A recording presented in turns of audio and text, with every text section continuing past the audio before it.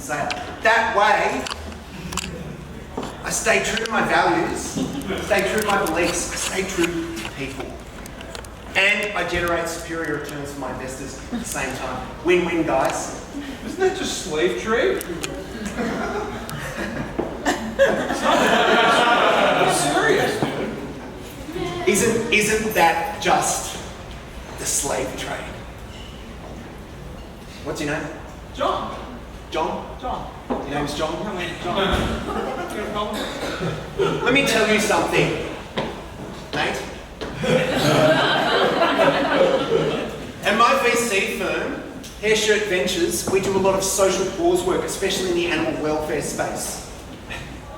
There is an exotic ant population in Rwanda that is in imminent danger of extinction as desertification forces the Sahara further south. At my firm, Hair Shirt Ventures, we led a fundraising drive to provide food and shelter for millions of ants affected by this imminent catastrophe in Rwanda. You know, as VCs, we all get a lot of animal welfare pitches. Help us with the whales. What are you going to do for the elephants? What about pandas? We decided to avoid all of that, to saturated space. Stick up for the little guys. So next time you want to accuse us of reviving the slave trade, John, maybe spare a thought for what we've done for ants. Yeah. What just general advice do you have for all the young founders of today? I like you more than John. Yeah, I get this question a lot, and I think it breaks down into three big bits of advice across brand, business, and interpersonal relationships. First, always write your goals down, but do it on parchment. If you do it on paper, it'll get lost. 3 decades in this industry have taught me there's a lot of paper in the world, but not much calf skin. Second, eat good bread. Life's too short to waste on anything other than the highest quality spelt grain sourdough. Final bit of advice. If you're in a conversation with a man and he's barefoot, don't look at his feet. It'll be embarrassing for everyone. 3 bits of advice. Bread and feet. 3 bits of advice. 3 ingredients across business, brand, and interpersonal relationships of any successful startup today. And one final thing.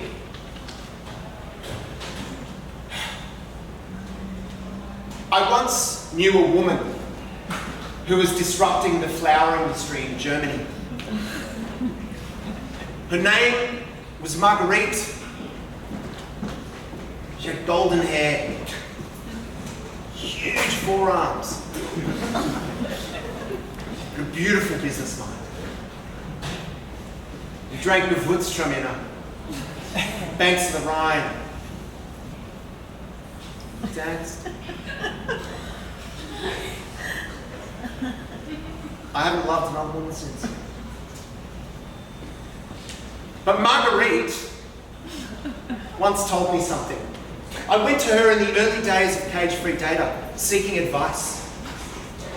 And I was spouting the mantra of the lean startup. So it's a phrase you hear a lot in Silicon Valley. Agile deployment, lean startup. And Marguerite said to me, but Aaron, my startup isn't just lean, it's succulent too. She didn't say it like that, she said, but Aaron! My startup isn't just lean, it's succulent too. She was right, and there's a lot that we can all take from that. Don't just be lean, be succulent. If there aren't juices dripping down my forearm as I bite into your business strategy, you've got problems. Yeah. Hi, I'm Josh from ChatSack. Josh from ChatSack. Yeah. I like your business name. Thank you very much. I wrote something down. I'm not really good on my feet. Yeah, we're actually tossing around this little couple different product sets at this point to augment our core offering. Yeah. Which is disappearing in real time. The messaging platform. Anyway, we have a service that's essentially interest of interest. Pinned to a message, pinned to a board, shared among members of like-minded community. Okay? So we're building an add-on with an in-app badges that bridges the gap between Goodreads and Uber. Basically, it's a service that allows you to book a taxi ride with some annoying guy from Sarah Lawrence, kind of telling you the whole time how he only reads Margaret Atwood novels because he's feminist. And we also have a widget that is essentially the Airbnb of sexual partners. For me, I'd be keen to hear about what you think makes this a great entrepreneur. What makes a great entrepreneur in general, and whether you think it's possible to keep different balls in the air while building your career. Okay, I think I understood your question. One thing though, the Pinterest of interests pinned to a board and shared among members of a like-minded community is called Pinterest. The Airbnb of sexual partners is called life. You need to think carefully about what you're doing here, okay? But to your bigger point, you hear a lot of jargon, a lot of empty boasting in the VC world today. But at the end of it all, what most investors want, what most VCs want, is actually pretty simple. They want a kick-ass idea that's truly new, truly defensible, and truly monetizable, with a clear go-to-market strategy, a clean cap table, and a great team with strengths across tech, marketing, sales, business development, and content, all pulling together to execute a pathway to sticky and viral user growth in a cash-rich demographic that maps easily onto a J-curve with an exponential outflow. That's all. Pretty straightforward. Give them that and they'll be happy. And frankly, whatever you do from that moment is your business and your business only. Go take a taxi with Margaret Atwood if you must. No one will care. Guys, we've joked around a bit today, but the real point is this. Technology is advancing every day. The capital required to build the next billion-dollar startup, to build the next unicorn, is a fraction of what it was 15 years ago.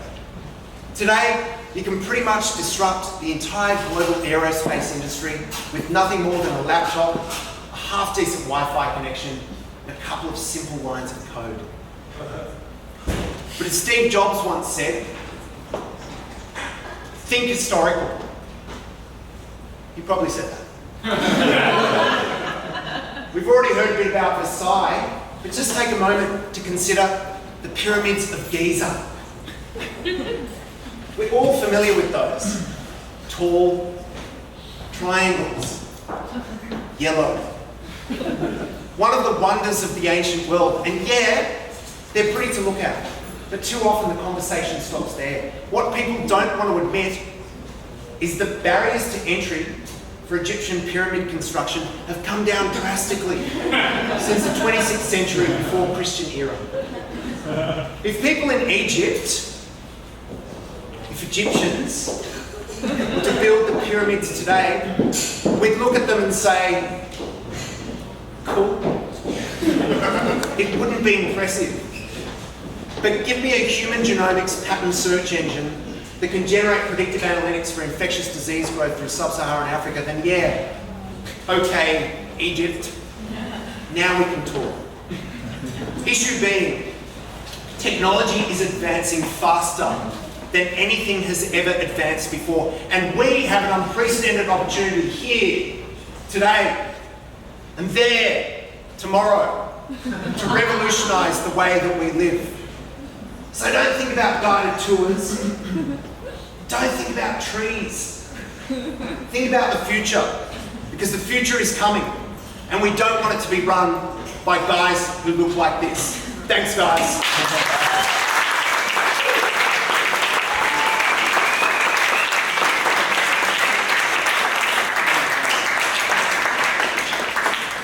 I learned a lot.